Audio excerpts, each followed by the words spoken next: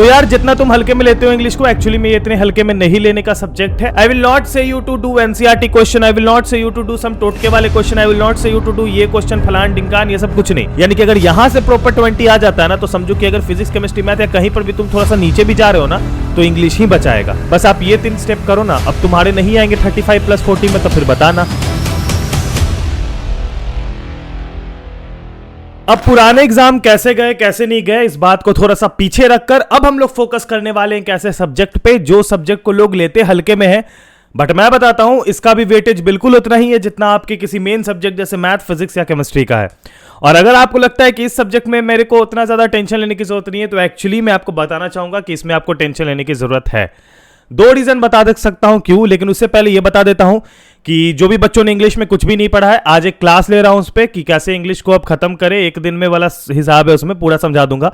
तो उस क्लास का लिंक डिस्क्रिप्शन में पिन कमेंट में डाल दूंगा, फ्री क्लास से आ सकते हो, ठीक है, कोई पैसा उसका नहीं लगेगा। और हाँ, उसका टाइम रहेगा 8 PM, ये बोलना भूल गया था, तो समझ जाना। तो यार जितना तुम हल्के में लेते हो इंग्लिश को, एक्चुअली में ये इतने हल्के में नहीं लेने का सब्जेक्ट है। अब अपना इंग्लिश 3 सेक्शन कंसिस्ट करता है भैया, रीडिंग, राइटिंग और लिटरेचर। मेरे को पता है रीडिंग को लेके तुमको बहुत हल्के में लेना चाहिए, राइटिंग को लेके तुमको बहुत हल्के में लेना चाहिए, लेकिन जब बात आती है लिटरेचर की ना, तो लिटरेचर तुमको थोड़ा सा परेशान करेगा, ठीक है। अब कैसे मैं समझा सकता हूं, देखो लिटरेचर सेक्शन में हम लोग क्या समझते हैं, कहानी पढ़े गए आंसर लिख के आ जाएंगे, बहुत ईजी है, कहानी पढ़ना कौन सी बड़ी बात है, राइट।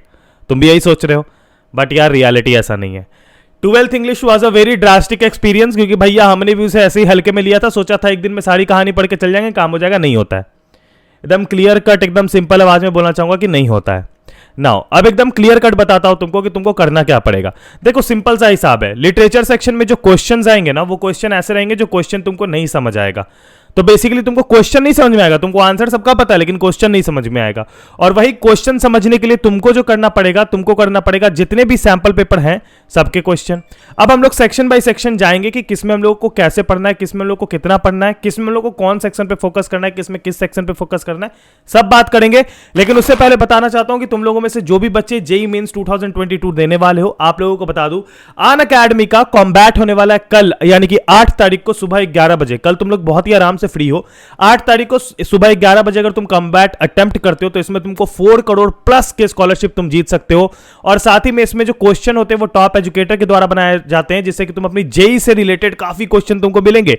रियल टाइम रैंकिंग पता चलेगी कि कहां पर स्टैंड करते हैं 1000 ऑफ स्टूडेंट, और इससे तुम लोगों को एक कंपटीशन का, या फिर सिंपल वर्ड में बताओ तो ये मिनी जेईई है, यानी कि जेईई का मिनी वर्जन।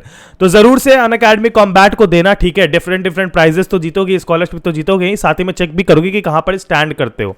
लिंक मैं डिस्क्रिप्शन में डाल रहा हूं। और एक बहुत इंपॉर्टेंट बात, इसमें तुम लोगों के जितने भी क्वेश्चन रहेंगे, उसके जो क्वेश्चन टॉप एजुकेटर के द्वारा बनाए जाते हैं, और उसके बाद उसी का वीडियो सॉल्यूशन भी वो टॉप एजुकेटर ही देंगे, जो कि सबसे गजब बात है। अनअकैडमी कॉम्बैट में पार्ट लेना बिल्कुल फ्री है, ये एक स्कॉलरशिप टेस्ट है, और आपको कोड यूज करना पड़ेगा PDN10 व्हाइल एनरोलिंग। लिंक आपको डिस्क्रिप्शन में मिल जाएगा, ठीक है। और हाँ, अनअकैडमी पे फॉलो कर सकते हो भैया, उसका भी लिंक डिस्क्रिप्शन में है। ओके, सो अब बात करते हैं हम लोग मेनली सबसे पहले रीडिंग सेक्शन की। रीडिंग सेक्शन का क्या सीन है भाई, बहुत सिंपल सा हिसाब है।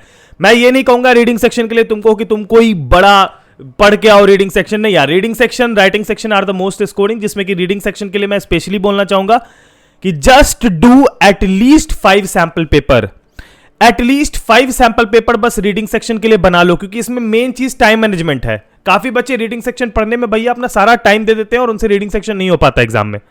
तो रीडिंग सेक्शन में जो मेन चीज है वो है टाइम मैनेजमेंट। तुम अपना जितना भी टाइम है वो रीडिंग सेक्शन में दो, लेकिन ऐसे मत दो कि तुम इधर से उधर से देख रहे हो रीडिंग सेक्शन के क्वेश्चन कैसे अटेम्प्ट करें, टोटका वोटका, ये देखने की जरूरत नहीं है।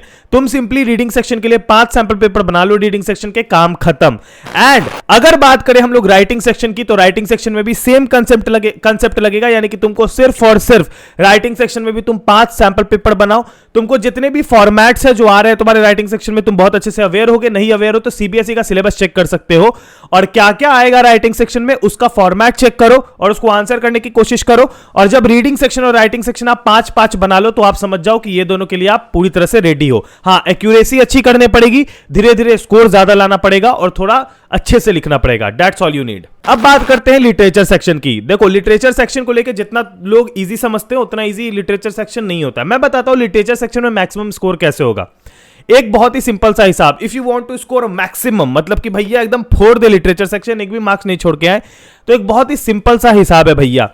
तुमको करने होंगे कुछ इंपॉर्टेंट क्वेश्चंस। अब वो इंपॉर्टेंट क्वेश्चन कौन से हो सकते हैं?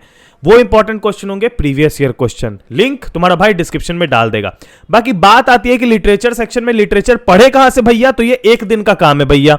जितने भी चैप्टर है, 2 चैप्टर का लेक्चर तुम मेरा पढ़ो। रैट ट्रैप और इंडिगो का लेक्चर मैंने बना रखा है, वो तुम पढ़ो, और साथ ही में तुम इस वीडियो का लाइक टारगेट पूरा कर दो भैया, जो कि बहुत ही सिंपल सा है, 3000 लाइक्स। तो मैं एक लाइव सेशन लेके तुमको इंग्लिश पूरा का पूरा पढ़ा दूंगा एक बार में, ठीक है? तो वो तो तुम्हारे लिए एक एडवांटेज हो ही गया है मेरे तरफ से। लेकिन हाँ, रैट ट्रैप और इंडिगो का लेक्चर मेरा है डिस्क्रिप्शन में, वो पढ़ना।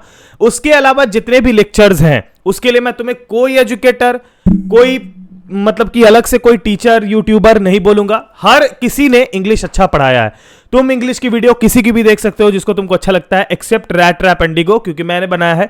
हाँ, मैं प्रमोट करूंगा, इसलिए करूंगा क्योंकि मैंने सबका देख के मैंने उससे बेटर बनाने की कोशिश करी है। तो रैट ट्रैप और इंडिगो तुम मेरा ही देखना, उसका लेक्चर डिस्क्रिप्शन में होगा। तुम एक बार देख के देखो, तुमको समझ आ जाएगा। लेक्चर है भैया 28-30 मिनट का, लेकिन एक पॉइंट नहीं छोड़ा तुम्हारे बुक का। इंडिगो जैसे चैप्टर को ऐसा समझाया भैया कि तुम्हें तुरंत समझ में आ जाएगा। तो ये तो हो गई भैया हम लोगों की लेक्चर की बात कि लेक्चर कैसे देखेंगे। अब स्टेप बाय स्टेप कैसे जाना है, सिंपल सा हिसाब है। सबसे पहला एक काम करते हैं ना, रीडिंग राइटिंग सेक्शन को अभी नहीं फोकस, रीडिंग राइटिंग सेक्शन को हम लोग बाद में कर लेंगे। अभी मेन फोकस रखते हैं लिटरेचर सेक्शन में। लिटरेचर सेक्शन में कुछ नहीं करना। लिटरेचर सेक्शन में तुम बस वीडियो देखो चैप्टर्स की, उसके बाद तुम सिर्फ प्रीवियस ईयर क्वेश्चन बनाओ, and that is more than enough. I will not say you to do NCERT question, I will not say you to do some टोटके वाले question, I will not say you to do ये question फलान डिंकान, ये सब कुछ नहीं। तुम सिर्फ प्रीवियस ईयर क्वेश्चन करो, हर चैप्टर के प्रीवियस ईयर क्वेश्चन तुम देखो, और ऐसे देखो कि तुम पहले क्वेश्चन देखो। जब तुम क्वेश्चन देखोगे चैप्टर के बाद, तो तुमको क्वेश्चन समझ आ रहा है कि नहीं, क्या तुम ये गेस भी कर पा रहे हो कि उसमें लिखना क्या है आंसर। अगर तुम बस इतना गेस भी कर ले रहे हो कि उसमें आंसर क्या लिखना है, और अगर मान लो तुम्हारा सही हो जाता है, वही चीज आ जाता है कि आंसर में वही लिखा हुआ है, तो समझो कि तुम्हारा अंडरस्टैंडिंग अच्छे लेवल पे है। देखो यार, एक चीज बताता हूं, इंग्लिश को हर लोग हल्के में ले लेते हैं, लेकिन मैं एक चीज बताता हूं, ये तुम्हारे पूरे के पूरे सिलेबस का 20% रहेगा। यानी कि अगर यहां से प्रॉपर 20 आ जाता है ना, तो समझो कि अगर फिजिक्स, केमिस्ट्री, मैथ या कहीं पर भी तुम थोड़ा सा नीचे भी जा रहे हो ना, तो इंग्लिश ही बचाएगा, ये याद रखना। और इंग्लिश को तुम जितना सोच रहे हो ना कि इंग्लिश में बहुत मेहनत करना पड़ेगा, ऐसा कुछ नहीं है। All you have to do is watch lectures, do previous year question, and when जब तुमको लगे कि तुम्हारा लिटरेचर सेक्शन पूरी तरह से हो चुका है, जिसमें तुमको ज्यादा नहीं यार, हर चैप्टर पे 1 घंटे लगेंगे, उससे ज्यादा नहीं लगेगा, मैं बता रहा हूं। और उसके बाद जब ये चीज हो जाए, तो उसके बाद रीडिंग और राइटिंग सेक्शन लेके बैठना, 5-5 सैंपल पेपर दोनों के सॉल्व करना, and that's enough. 5 sample paper reading, 5 sample paper writing. जिनके पास सैंपल पेपर नहीं है, ऑनलाइन निकाल सकते हैं, नो इश्यूज। टेलीग्राम पे भैया हर सैंपल पेपर फेंका पड़ा है, ठीक है? वहां से निकाल सकते हो, प्रिंट आउट करा सकते हो, नहीं तो लैपटॉप या टैब जैसा बड़ा स्क्रीन है तो उससे भी देख के कर सकते हो, ठीक है? कुछ कुछ टिप होगी रीडिंग सेक्शन, राइटिंग सेक्शन, ये सब मैं बता दूंगा, हाउ टू अटेम्प्ट पेपर करके एक वीडियो बना के। लेकिन अभी तुम्हारा मेन टारगेट यही है, फटाफट डिस्क्रिप्शन में जाओ, सब कुछ उठाओ, पिक करो, और डिस्क्रिप्शन में फटाफट उठा के सब कुछ लग जाओ काम पे। क्योंकि भैया यही 4 स्टेप है जो मैंने आपको बताए। सिंपल, लिटरेचर देखना है, उसके बाद उसका प्रीवियस ईयर क्वेश्चन करना है, रीडिंग और राइटिंग के सैंपल पेपर बनाने हैं 5, दैट्स इट। तुमको लग रहा होगा भैया मैंने तो बहुत कुछ सोचा था, कॉम्प्लिकेशन नहीं भैया, बस आप ये 3 स्टेप करो ना। अब तुम्हारे नहीं आएंगे 35 + 40 में, तो फिर बताना। और मैं एक चीज बता देता हूं एकदम क्लियर, इंग्लिश में मार्क्स सबसे टॉप नॉच उसी के आएंगे जो इंग्लिश को लिखना जानता है, अच्छे से साफ सुथरा लिख सकता है और ग्रामेटिकल एरर नहीं करेगा। और जो बच्चा बहुत एरर करता है, बहुत दिक्कत करता है, तो वो लिख लिख के प्रैक्टिस करे अपने बचे हुए टाइम में। चाहे तुम्हारे पास 10 घंटा हो, या चाहे तुम्हारे पास 2 दिन हो, या चाहे तुम्हारे पास 5 दिन हो, बचे हुए टाइम में उसका प्रैक्टिस करो।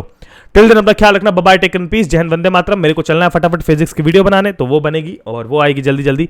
तो जाओ फटाफट, इंग्लिश में तुम इतना ही करो, लग जाओ। और हाँ, क्लास में आ जाना जो दिया है लिंक, ठीक है? Bye bye, take in peace, जय हिंद, वंदे मातरम।